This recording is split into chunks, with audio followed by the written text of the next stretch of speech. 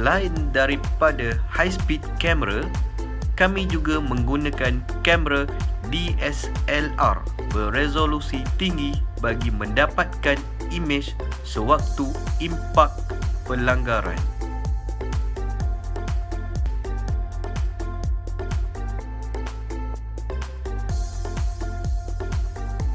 Setiap rakaman video dan gambar yang dirakam akan disunting untuk mendapatkan hasil yang lebih berkualiti bagi tujuan analisa.